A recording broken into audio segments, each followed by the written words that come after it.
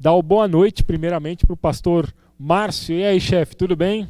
Opa, tudo bem, graças a Deus. Até aqui tudo bem, né? Até aqui nos ajudou o Senhor, né? Exatamente. Preparado? Mais ou menos. Mas ele está morrendo de medo de encarar você hoje, mas você sabe que ele começa assim, daqui a pouco ele se solta, dá um show aqui. Brincadeira, viu? Não deixe essas palavras chegarem ao teu coração. Amém. E vamos então hoje começar o nosso bate-papo. E para começar eu quero trazer algumas informações. Aqui não é o tá safe, é o tá ruim mesmo. A gente vai trazer algumas informações, algumas notícias negativas que a gente tem visto aí no noticiário sobre a família. E eu começo trazendo informação de Portugal, pastor. Pode ser? Oxe, pode sim. Não saiu um português meio nordestino, mas tudo bem, né? O governo de Portugal aprovou medida que prevê a conclusão do divórcio à distância em uma plataforma virtual. A decisão permite que as pessoas que querem se separar não precisem sair de casa para oficializar o divórcio durante a pandemia da Covid-19. Divórcios por consentimento mútuo poderão ser realizados à distância em Portugal até o mês de dezembro. Então essa é a primeira notícia. A gente vai passar várias notícias e daqui a pouco começa o papo aqui com o pastor Márcio. Divórcio à distância. Então o governo facilitando para aqueles que estão precisando se divorciar, divórcio à distância em Portugal até dezembro.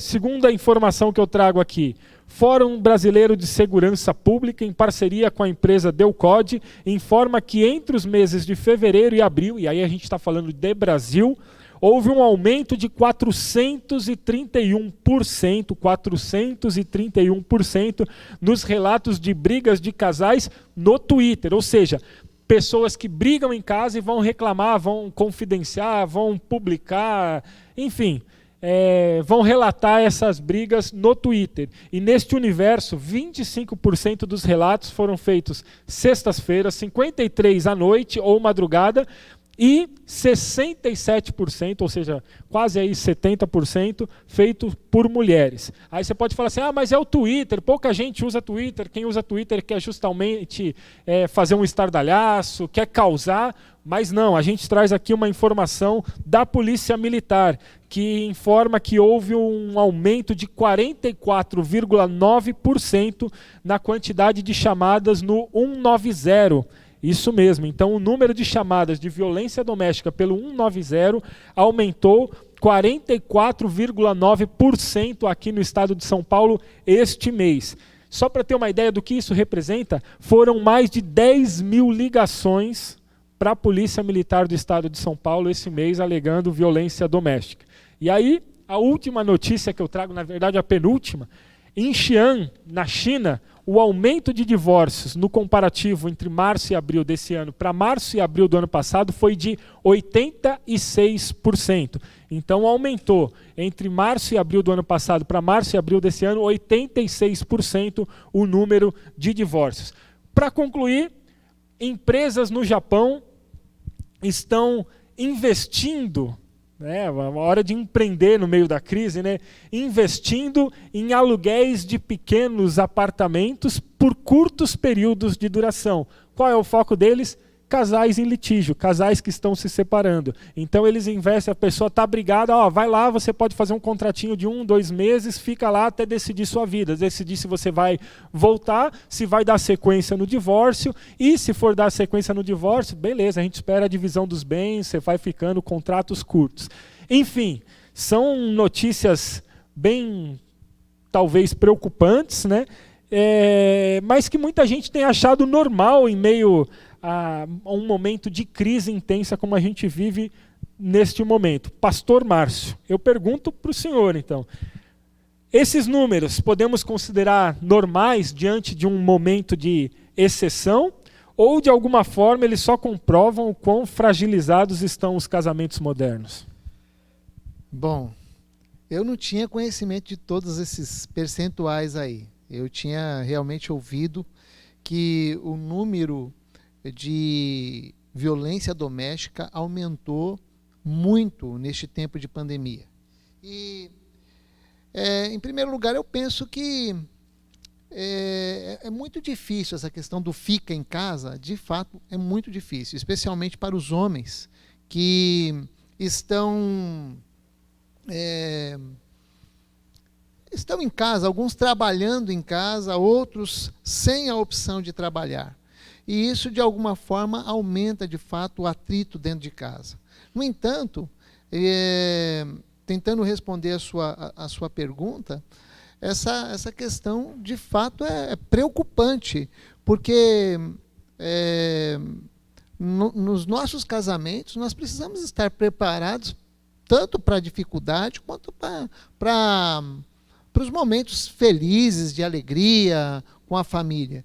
E isso mostra que a família, eu diria que até a família mundial, ela está despreparada para ficar em casa ou para passar por dificuldades, por tais dificuldades como essa que nós estamos passando. Então, de certa forma, as promessas feitas, juras de amor feitas durante o casamento, na verdade, muitas vezes parecem ser muito mais de bocas do que de atitudes, né?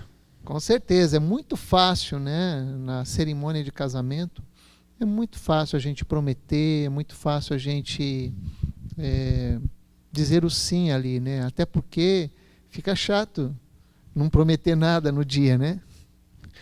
Então, como é que a gente poderia explicar, né, esses cenários? Né? Como é que a gente pode justificar? Ah, beleza, é difícil ficar em casa.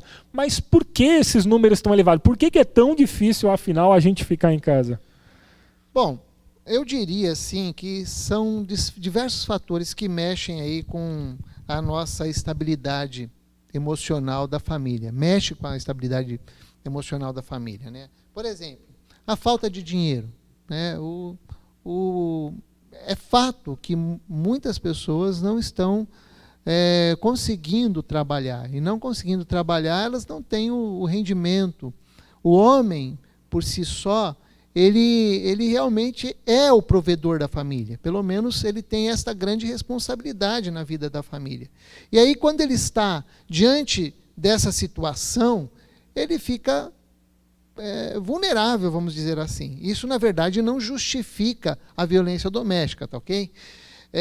Mas a falta de dinheiro, as diferenças entre os casais, em casa mesmo, vou abrir meu coração aqui, em casa mesmo, eu sou muito desorganizado. Nossa, como eu sou desorganizado. E a Nilza é muito organizada, né? Então, em alguns momentos, ela tem que me chamar a atenção. Olha, você está se espalhando muito, precisa colocar isso no lugar, aquilo.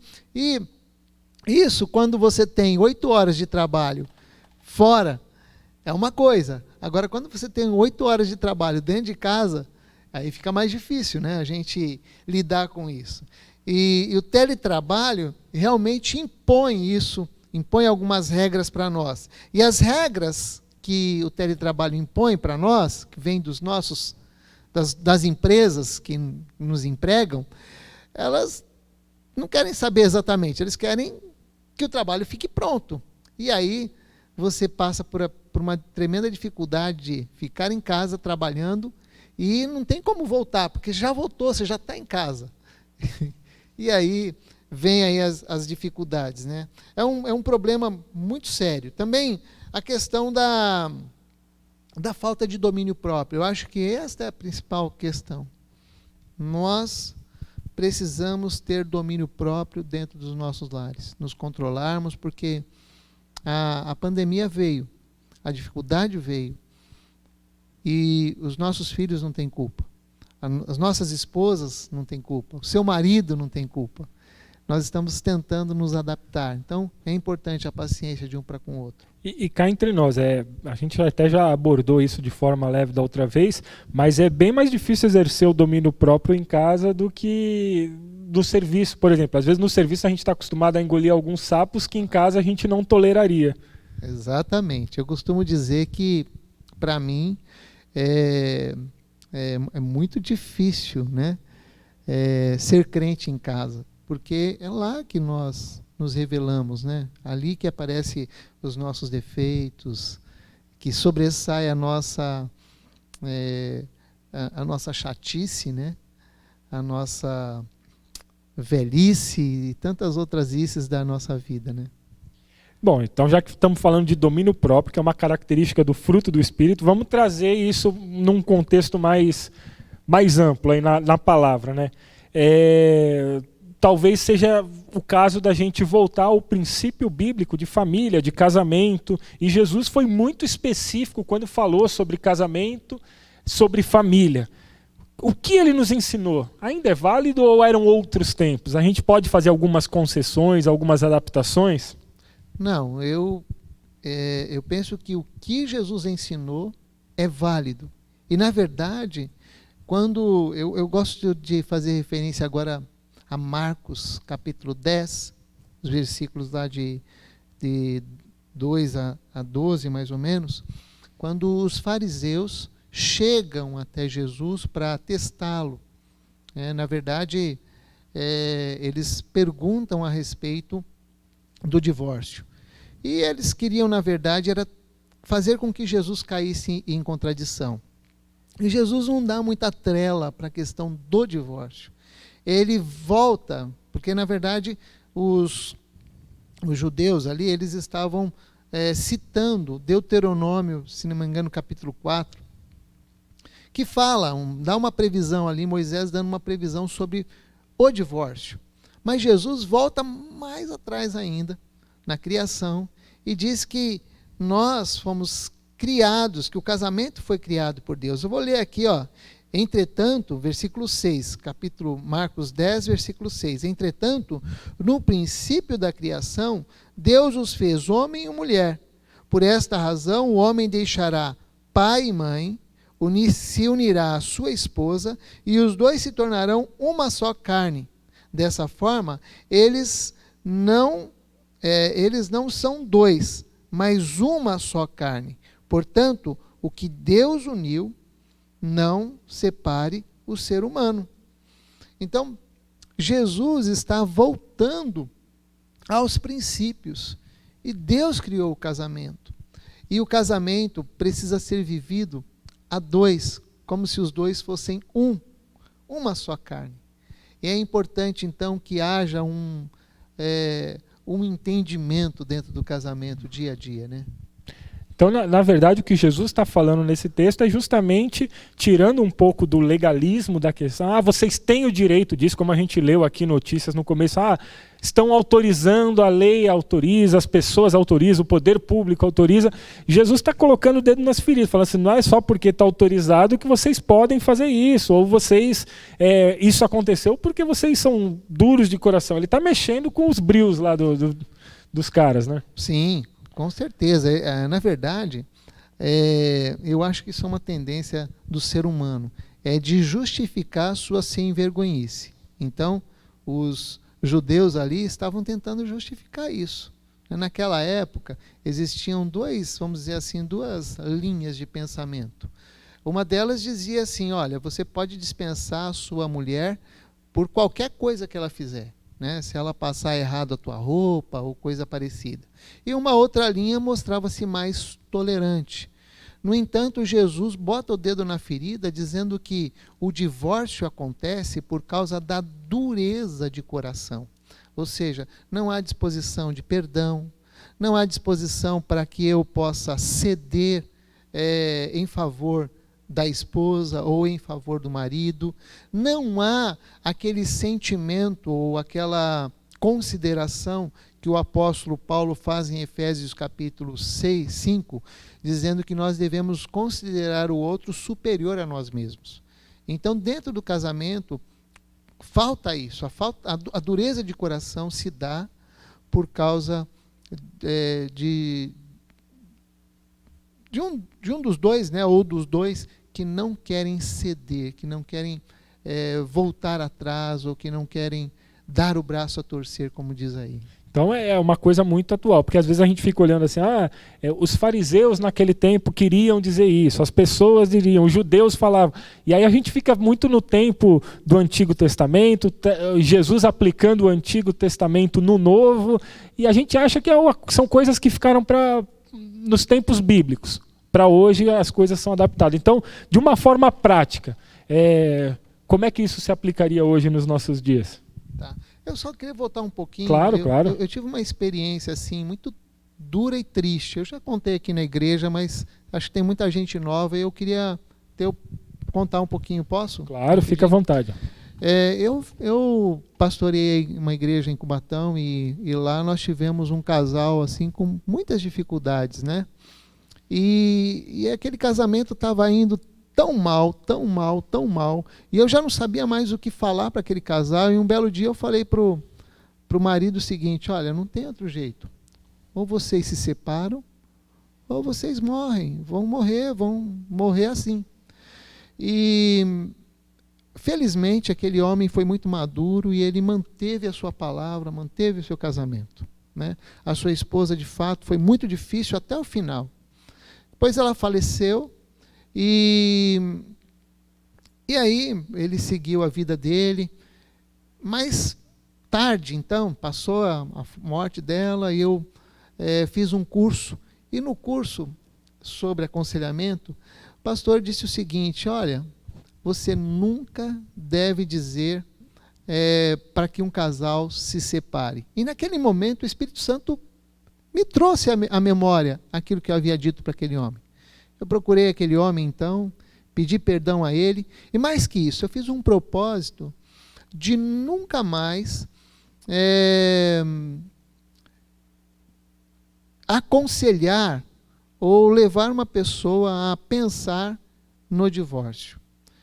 E eu sempre entendo que na vida de um casal deve haver luta pelo casamento, né? Depois, mais tarde, talvez a gente possa falar um pouquinho mais ainda sobre divórcio e pensar talvez em alguma coisa, alguma exceção, vamos dizer assim. Mas, no geral, eu jamais quero falar a um casal para que eles se separem. Certo. Então, quer falar o que a gente tinha perguntado antes, das questões práticas, ou podemos seguir? Bom, eu vejo aqui, eu tenho aqui um texto, né, as questões práticas, você falou, né? Isso. Deixa aí que eu já me baguncei aqui. Eu que baguncei você, né? Não, estou tranquilo. Quer que eu siga, eu sigo. Gente, a gente tem um script aqui, tá? Ninguém... Não fica, é isso aí. Bom, deixa eu falar aqui uma coisa. É difícil fazer ao vivo, né? Malaquias, por exemplo, capítulo 2, de 15 a 16, nós temos ali uma exortadura. Eu digo uma exortadura porque Deus não apenas exorta, Ele dá uma dura mesmo naquele povo. E Ele diz sobre a importância da fidelidade dentro do casamento. Eu acho que isso é uma questão prática, né?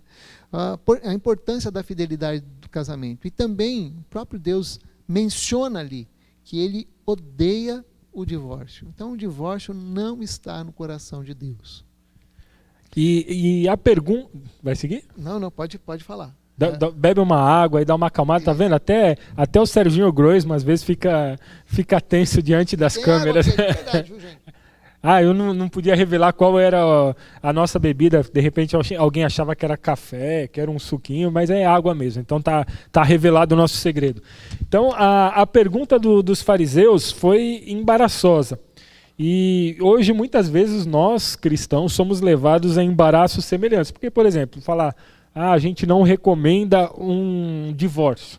Isso hoje já parece tão ultrapassado, parece tão fora de moda que chega a ser assustador. A gente fala em algum ambiente externo da igreja, fala assim, não, eu sou contra o divórcio, ou eu acho que tem que lutar pela família.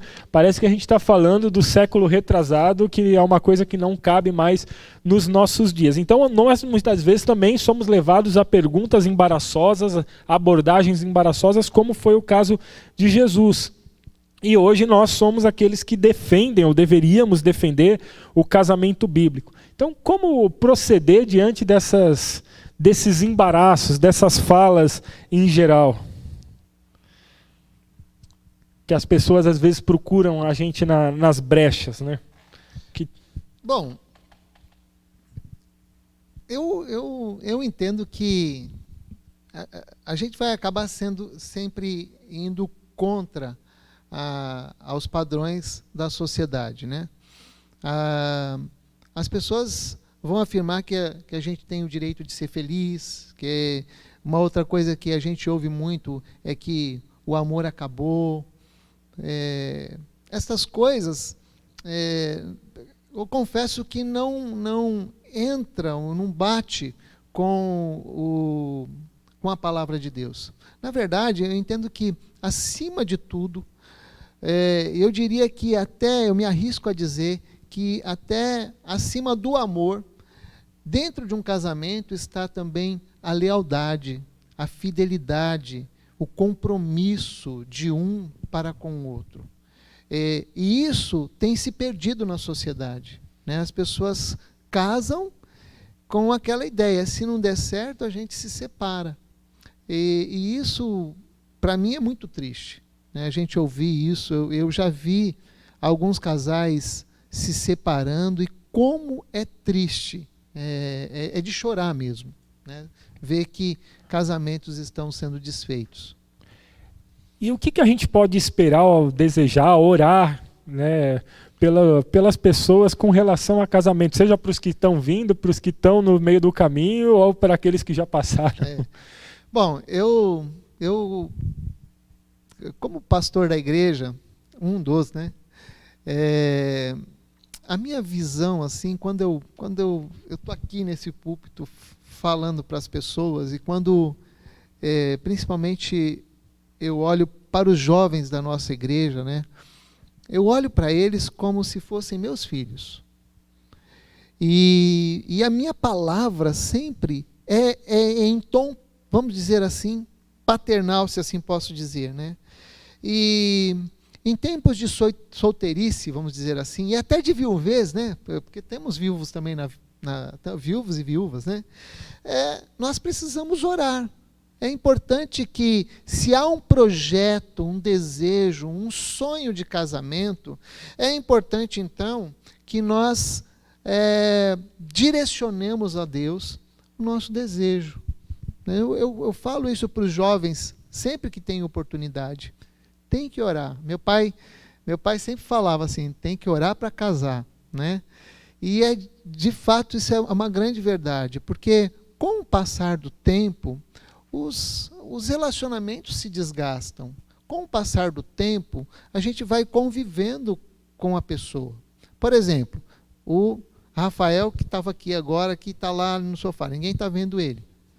Mas ele está falando com a Amanda. Não, noivo, desculpa, tá não era lá, isso. Cara. Né? Então eu já tenho que, por exemplo, exortar a Amanda e dizer assim, olha, você tem que pensar nisso, você vai acordar com ele todos os dias da sua vida. E se você tem 27, 25 anos, seja como for, você tem que pensar que o casamento é para toda a vida. E a expectativa de vida do ser humano hoje é de 80 anos. Então você vai passar mais que a metade da sua vida com a outra pessoa. Então é importante que você ore muito sobre essa questão, né? Uma outra coisa que é importante também, porque quando nós, antes de casar, nós oramos por uma pessoa certa. Mas depois do casamento, nós precisamos mudar o foco da nossa oração, que é, agora eu preciso ser a pessoa certa. Eu preciso ser a pessoa adequada para minha esposa, a pessoa adequada para o meu esposo. Então é importante que haja esse tipo de prática no nosso dia a dia. E cá entre nós, sem querer fugir aí do script e tal, mas que tristeza que dá, e como é comum a gente ver tanta gente boa que a gente vê na igreja no geral, né, que acaba fazendo escolhas ruins nessa área, e a pessoa que era de repente tão engajada, tão envolvida, tinha um brilho, consegue jogar tudo pelo ralo. É tão triste a gente ver exemplos assim, casos desse tipo, né? Sim, e para que você não chegue nessa tristeza, eu não sei se é uma receita, mas eu diria que é basicamente um procedimento importante. Eu acho que é muito importante que o jovem que vai se casar, que ele, primeiro, que ele leve em consideração o que os seus pais estão enxergando. Segundo, que ele leve em consideração aqueles irmãos, no caso, às vezes eu tenho muito receio de falar isso, porque o discipulador, ele não é alguém que vai ficar manipulando você, mas talvez esse discipulador tenha uma maturidade maior que você e possa te ajudar, te aconselhar, te mostrar alguma aprovação. E também aqueles amigos mais chegados que um irmão. Eu acho que é importante a gente saber o que eles pensam. Não significa que eles vão dizer o que nós temos que fazer, mas é legal a gente sondar o que eles pensam, o que eles sentem, porque, afinal, é a pessoa com quem eu vou me relacionar no futuro, e eu, às vezes, por estar com os olhos assim tão apaixonado, eu não consigo enxergar algumas coisas. Mas uma coisa interessante nisso muitas vezes a gente até ouve relatos das pessoas procurando ajuda, procurando uma orientação, uma oração antes de começar um namoro. Mas parece que é o único momento que é permitido na vida de um cristão procurar uma orientação é antes de começar. Porque a partir daquele momento começou a namorar, a partir de agora já está confirmado, já é isso, vou casar. Depois que casa, aí que se fecha de vez para procurar conselhos, para procurar orientações, para procurar às vezes pessoas, às vezes até para, pequei, me ajuda, o que eu faço? Você nota isso, você está trabalhando muito aí nessa área familiar, ministério de homens e tal. Existe isso, né? Depois de determinado tempo parece que a gente se fecha e agora sou eu contra o mundo e tudo que acontece é meu, fica na minha casa, não me abro com ninguém.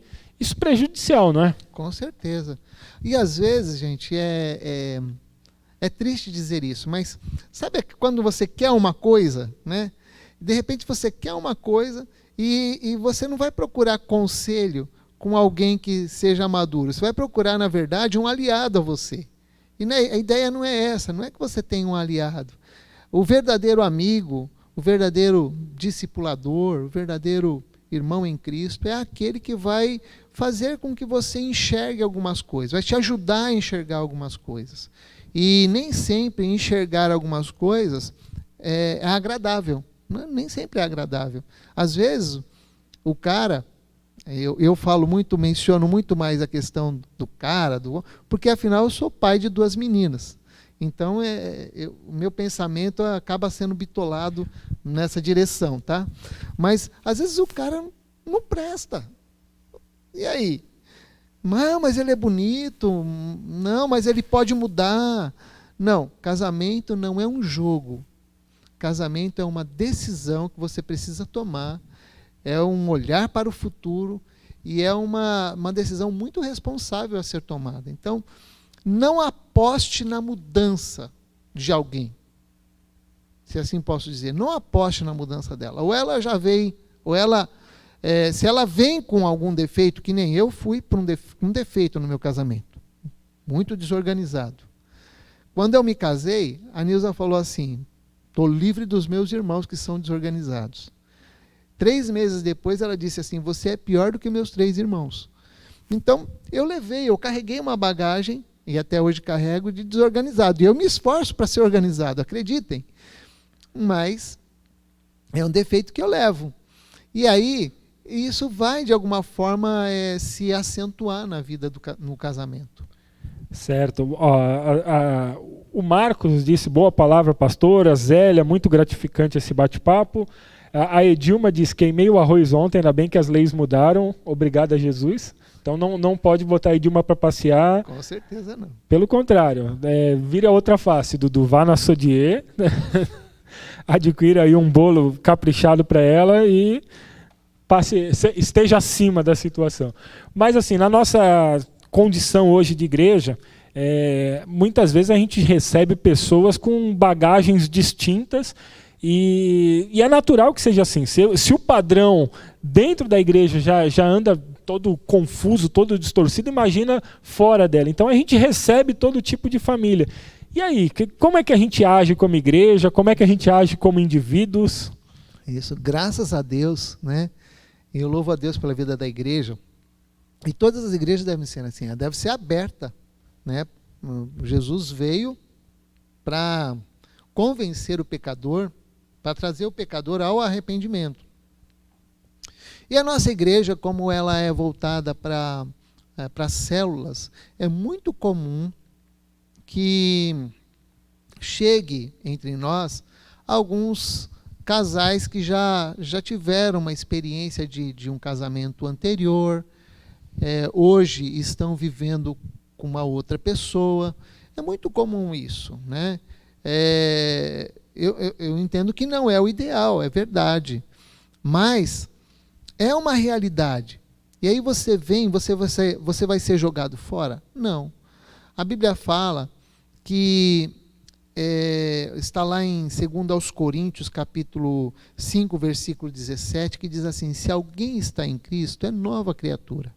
As coisas velhas já se passaram, eis que tudo se fez novo.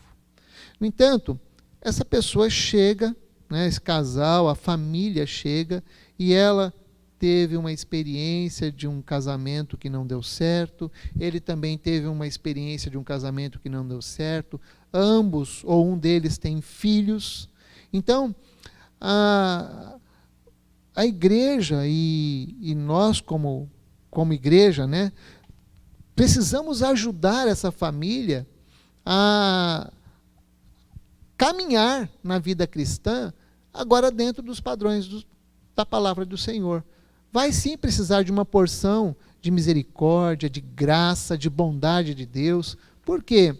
Porque muitas vezes penso que seja muito difícil, por exemplo, para o homem tratar o enteado, por exemplo, ou então a mulher tratar o enteado, a enteada do outro casamento. Como é difícil lidar com essas questões, né? Mas vai ser preciso lidar com essa questão de receber, de se relacionar com filhos de outro casamento, a questão, às vezes, de pensão alimentícia, a questão de visitas, né? Porque, às vezes, nem sempre os filhos ficam com o casal ali, né? Com o novo casal. Então, a questão das visitas aos finais de semana, algumas férias que se passam, enfim. O casal precisa estar preparado para isso e precisa se adequar a isso. Não podemos fechar os olhos a esta realidade. Então, o Senhor vai, eu penso, minha mãe sempre, quando eu estava na escola, então naquela época, né, muito tempo atrás, os cadernos, eles não tinham aquela espiral, eram cadernos de brochura. E quando você arranca uma folha do caderno de brochura, sai uma outra folha limpa também, né? Então, eu errava muito. E eu falava assim: mãe, eu vou arrancar a folha. Ela falava assim: não arranque a folha. Dá um espaço e faça novamente, porque senão você vai perder a outra folha. Então, eu penso assim, a história dos casais que chegam, que foram recasados, que tiveram uma experiência de um casamento, a história não muda. Não tem como nós arrancarmos a folha e jogar fora.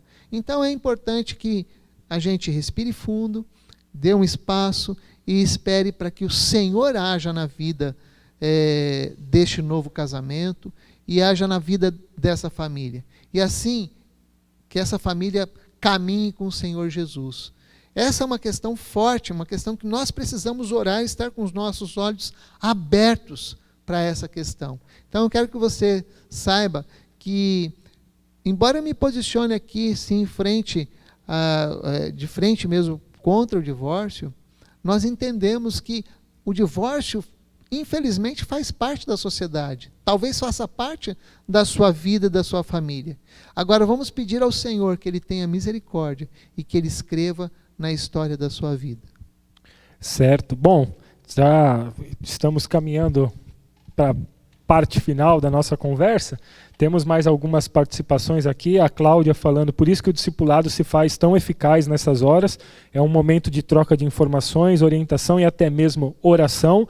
O Valmir: boa noite, pastor Márcio e Vitor. Deus abençoe a vida de vocês. Muito bom esse ensinamento sobre o casamento. E vou fazer aí uma pergunta, não me xingue, é só uma pergunta para provocar uma resposta que, diante de tantas dificuldades, dessa pressão, até dos dados que a gente falou aqui no começo da nossa transmissão, ainda devemos acreditar na instituição família, ainda devemos acreditar. Por que a gente vai ser teimoso com essa tal de casamento? Devemos acreditar. Eu acredito no casamento. Eu acredito no casamento porque eu acredito em Deus. E o nosso Deus foi quem instituiu o casamento. Ele inventou o casamento. E se me permite, Vitor, já que você me provocou, dobre seus joelhos agora, para que Deus não apenas fortaleça o seu casamento, mas dê aos seus filhos a oportunidade de ter um casamento que seja tão bom ou até melhor do que o seu com a Cleide. Dobre seus joelhos agora, porque a gente às vezes não vê, o tempo passa tão rápido. O tempo de você orar pelo seu filho, pela sua filha, pelo seu futuro, é hoje, é agora. Então dobre seus joelhos ali e peça mesmo para o Senhor mandar um homem segundo o coração de Deus, ou então uma mulher segundo o coração de Deus, para que a sua filha, o seu filho, sejam de fato felizes no casamento. E aí que muita gente volta àquele discurso do padrão. Eu não tive um padrão, eu não tive um exemplo em casa. E isso não é desculpa, porque a gente tem o Deus que supre. Claro que é muito mais fácil, e o desejo de todos os pais é que os filhos sejam melhores e tenham mais sucesso em todas as áreas do que nós temos ou do que eles tiveram, mas muitas vezes essa é a desculpa. Para mim é muito difícil porque eu não vivi isso na minha casa. Agora, o cristianismo não é feito de desculpas, né? Não é feito. Vale como exemplo, né? O meu pai foi um homem muito simples, mas foi feliz no casamento, nos 2 casamentos que ele teve, né? Meu pai ficou viúvo cedo, mas meu pai sempre falava uma coisa, olha, isso em termos profissionais para a gente, né? Olha, quero que vocês estudem para que vocês não sofram como eu. Então ele embora não tivesse tido um passado tão bom quanto o nosso, ele desejava para nós algo melhor. Então nós, como pais de família, podemos desejar e querer o melhor para os nossos filhos. Então o fato de você não ter dado talvez um bom exemplo logo no começo, não significa que você não possa dar um exemplo daqui para frente, de agora para frente. Então procure dar um bom exemplo agora. Procure orar, não é tarde para você interceder pelo seu filho e tudo mais. E também o fato dos teus pais, talvez você tenha, desculpa, talvez eu tenha fugido um pouco da pergunta, mas o fato talvez de você não ter visto um casamento bem sucedido na vida dos seus pais, não significa que essa história tenha que se repetir na sua vida. Porque o nosso Deus é um Deus que muda o curso da nossa história, e o nosso Deus é um Deus que pode intervir na história de nossas vidas. Então, creia nisso, confie nisso. Amém. Andréa Beltrão, eu também acredito no casamento. A D, super acredito no casamento. Cláudia, eu acredito no casamento, casados para sempre. Então o pessoal tá fechando contigo. Apesar de todas as crises, dificuldades e pressões e a necessidade de pedir intervenção divina e nos ajudar a desenvolver aí o domínio próprio, o pessoal ainda está botando fé nos casamentos. E aí eu faço a última pergunta, a derradeira aqui do nosso papo, a não ser que surja mais alguma enquanto o pastor aí estiver respondendo. Como igreja, se a gente lançou tantos dados no começo falando de violência doméstica, divórcios e flexibilização de leis para facilitar os divórcios e negócios em cima do fracasso do casamento, como igreja, como cristãos, em tempos de pandemia, não apenas com os irmãos aqui de dentro, mas com pessoas que às vezes a gente conhece aqui fora, talvez até familiares. Como a gente pode ser relevante e demonstrar, então, essa nossa fé, essa nossa... Uma família saudável fortalece a igreja. E não só isso, uma família saudável também serve como modelo para outras famílias, para outros casais. É uma oportunidade de testemunhar quando a nossa família é uma família que faz diferença na sociedade onde ela está inserida.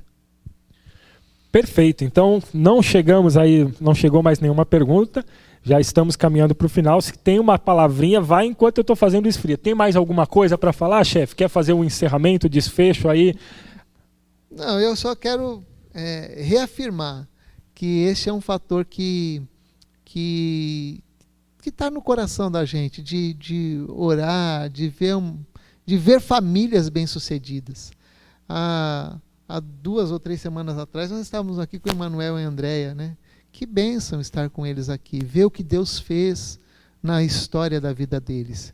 E eu acredito nisso, né? E a minha oração é para que as famílias sejam fortalecidas. Queria que vocês acreditassem numa coisa: quando eu subo aqui nesse púlpito para falar sobre família, eu subo para valer mesmo, porque o meu sonho é ver famílias estruturadas no meio da igreja do Senhor Jesus. Então, eu valorizo o curso de Homem ao Máximo, Mulher Única, Finanças, valorizo muito o trabalho do C3 aqui, como é importante os encontros de casais, como é importante os retiros de casais. Às vezes é meio caro, né, o retiro de casais, é verdade, mas também é verdade que é um tempo diferenciado ali com os casais. E mais, ainda incentivo também a importância da família estar junta, passeando, almoçando juntos, comendo juntos, tomando café juntos, estando em família. É imprescindível que a família busque com todos os esforços estar juntas. Mesmo que você já seja praticamente aí um adolescente maior, 18, 19, 20, 22 anos, seja quantos anos você tiver, está solteiro ainda, prime por isso, procure se esforçar para estar junto com a sua família. Então, já que o senhor ora tanto aí pelas famílias, que tal orar agora?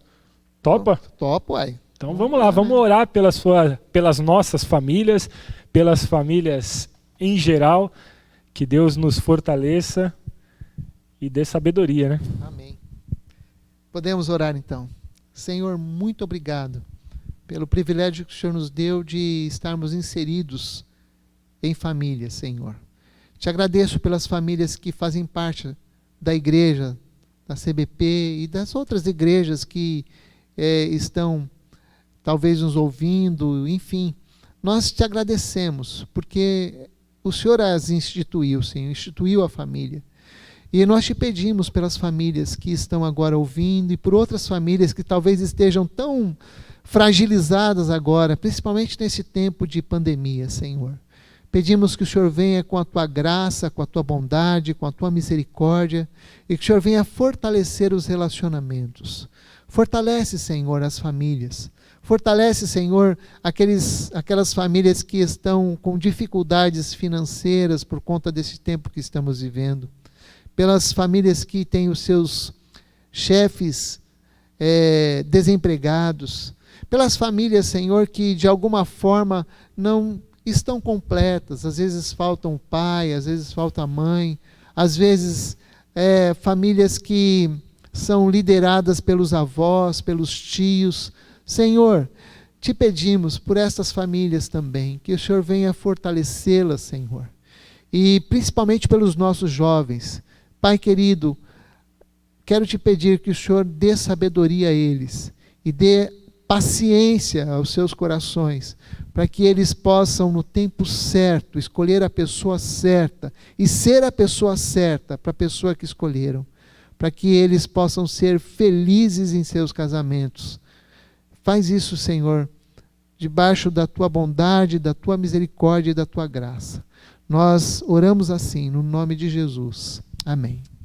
Amém. Então, se você tiver aí algum tema que queira sugerir nessa área de família, pode mandar. Nós já estamos começando a nos preparar para em breve falar um dia aí sobre a parte financeira. Nesses tempos acho que é importante. Temos outras ideias aí, precisamos desenvolvê-las. Então, se você tem sugestões de tema, vez ou outra, o chefe estará aqui falando. É referência de família, não sou eu que estou falando, o Emanuel que está mandando aqui, ó. Famílias estruturadas no Senhor Jesus. Pastor Márcio e Vitão, vocês são referências de uma família estruturada. Que Deus tenha misericórdia de nós, né? Tenha misericórdia mesmo, porque é pela misericórdia que nós estamos estruturadas, viu? Pois é, se dependesse... Não, é melhor nem concluir, né? Mas se dependesse de mim... Cláudia, mais uma vez, Deus ama as famílias, eu amo também. Obrigado, pastor Márcio, por essa palavra abençoada. Queremos lembrar, então, hoje é aniversário da Dona Ondina. O pessoal estava mandando bastante mensagens aí de felicitações no grupo Comunhão. Hoje também falamos no começo e a gente termina falando também, de repente alguém não estava no começo. O Pedro já está em casa, continue orando pela vida do Pedro, pela vida da Sandra, que em nome de Jesus a recuperação aí seja rápida e produtiva. Amanda Beckenbauer, amei esse tema. Tem um garoto sorrindo aqui, Amanda. Quer vir participar? Vem aqui fazer o encerramento, Rafael. Ele veio aqui meio tímido, só para encerrar, porque já que foi a Amanda que mandou essa mensagem, olha, estão te dando o microfone, ficou meio sem jeito, né? Quer dar algum conselho sobre casamento para esse jovem ou para Amanda repensar? Amanda, abre o olho, hein? Olha, ele tá vindo, fica até meio desnorteado aqui. Pensa direitinho, hein? E ontem, não sei se vocês viram, já aproveito para divulgar. Ontem teve a 3ª edição do Tá Safe. Se você ainda não assistiu, tá aí no nosso YouTube. Aliás, a gente está dando uma organizada nas playlists, está subindo algumas mensagens. A gente vai divulgando, é que ainda não está concluído. Demora um pouquinho para fazer isso e a gente vai fazendo nas horas vagas. Mas ontem teve a divulgação da 3ª edição do Tá Safe. É um programa de boas notícias que a gente tem aqui no nosso canal. E o Rafael fez uma tremenda de uma bobagem e tem a chance de se redimir. E eu acho que ele vai fazer isso porque a Amanda está dizendo que está assistindo e está o chefe dos casamentos aqui, nosso casamenteiro, nosso Santo Antônio aí, Pastor Márcio. E aí, Rafael, quer falar alguma coisa? Quando falo em casamento, eu digo que eu nunca poderia ter escolhido a pessoa mais certa para isso. Por isso tu tá solteiro? No tempo de Deus. Isso aí só não tá safe, tá? Então tá vendo? Amanda, aceita essas desculpas sinceras do teu muso inspirador?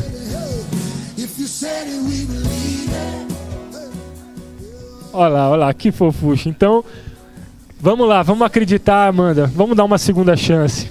Vamos, vai. Amanda, olha o que o pastor Márcio disse. Estão avisando aqui, olha o que o pastor Márcio disse. Rafael, acho que é bom mandar uma mensagem quando sair daqui, viu? É que ela orou pouco, mas eu orei demais, então não falou quantos tem que orar, né? Tá certo. Orei bem. Tá certo. Bom, então terminamos aqui. Algo mais a acrescentar, pastor?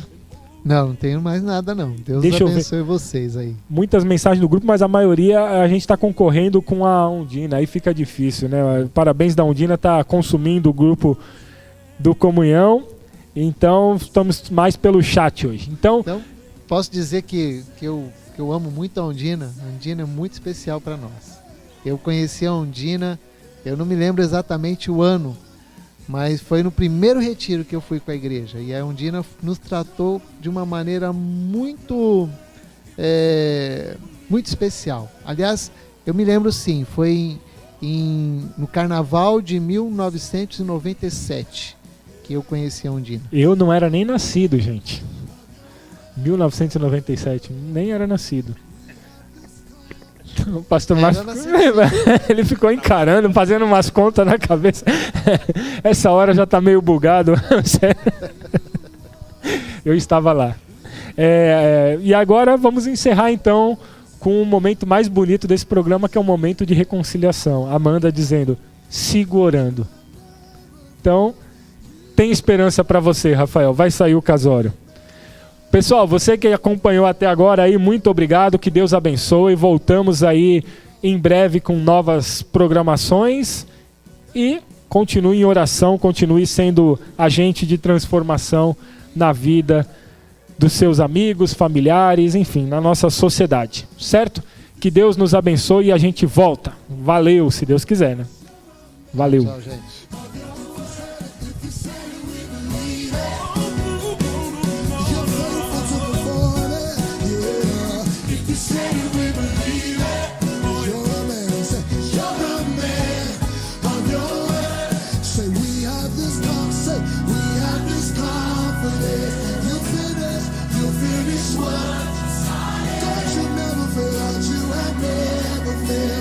You won't stop.